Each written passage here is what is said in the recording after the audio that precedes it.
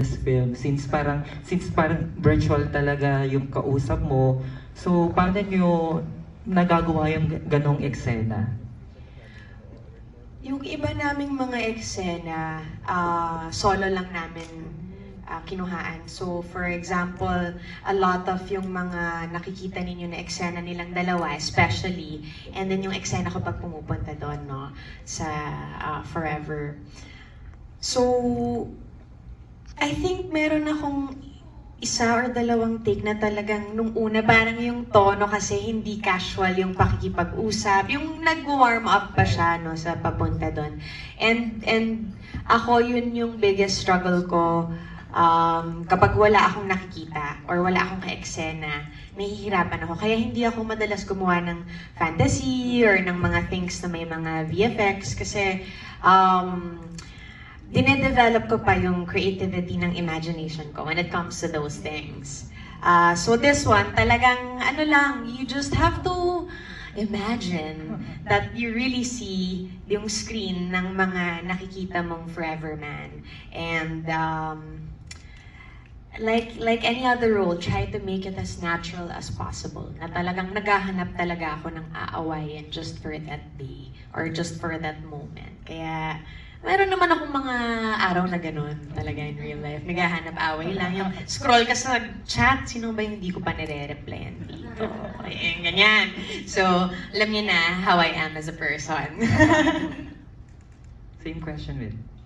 I think I owe a lot of the magic behind yung mga eksena niya kay Direk at saka sa editing. Kasi kagaya na nga ng sinabi ni Jasmine, like, Kokoy, the VR dude, wala talagang ka-eksena. It was just direct, binabato niya yung lines, and then we just react to that. So, a lot of that is really sa magic ng editing and directing. Yung, si Direct is the captain of the ship, and he imagines how it's gonna, happen. So, yeah. Any question, Lynn? What are the challenges po? Oh, yung challenge. Yes.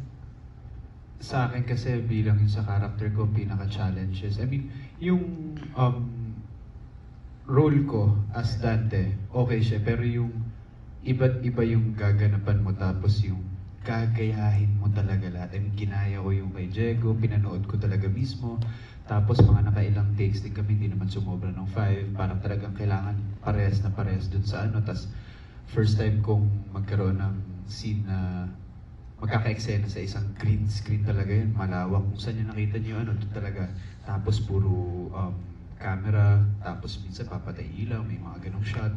Ang pinaka-ano doon is yung kailangan sequence talaga kayo eh. Kasi talagang parehas na parehas. So para sa akin yun yung pinaka-challenge. And yung sa akin naman yung pinagdadaanan ng isang taong takot sa, alam mo yun, makihalubilo. At yung pinagdadaanan niya na kung paano siya bilang dahil ako wala pa akong na-experience or nakakasama pang talagang ganun at nakausap. So yun yung pinaka-challenge sa akin on how and paano ko aaralin yun at ilalabas sa screen mismo.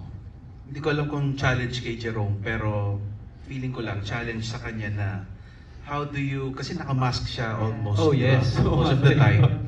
So paano makakuha ng simpatsya using only the eyes?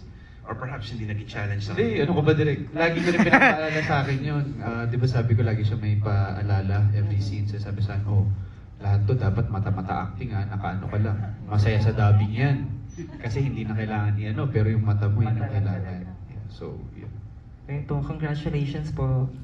Salamat.